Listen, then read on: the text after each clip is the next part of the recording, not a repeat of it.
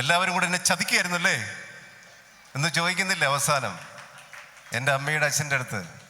അവന് ഇഷ്ടം തോന്നി പെണ്ണാണെന്ന് അറിഞ്ഞിട്ട് നിങ്ങളെല്ലാവരും കൂടി എനിക്ക് ഈ കല്യാണം ആവശ്യമില്ല, എനിക്ക് വേണ്ട എന്ന് പറയുന്ന കുട്ടൻ തമ്പുരാൻ, ക്ഷുഭിതനായ കുട്ടൻ തമ്പുരാൻ. അതിന് 5 മിനിറ്റ് കഴിഞ്ഞപ്പോൾ കുട്ടൻ തമ്പുരാൻ സ്വയം അവസാനിക്കുകയാണ്. അത്രയും മഹത്തായ ഒരു കഥാപാത്രം എനിക്ക് നൽകി എന്നെ അനുഗ്രഹിച്ച് ഇന്ന് 36 വർഷമായിട്ട് എന്നെ നിലനിൽക്കാൻ സഹായിച്ച എൻ്റെ ഗുരുനാഥനെയും ഹരിഹരൻ സാറിനെയും ഞാൻ ഈ അവസരത്തിൽ ഓർക്കുന്നു. അദ്ദേഹം എല്ലാ കാലത്തും എനിക്ക് നല്ല കഥാപാത്രങ്ങൾ തന്ന ആളാണ്.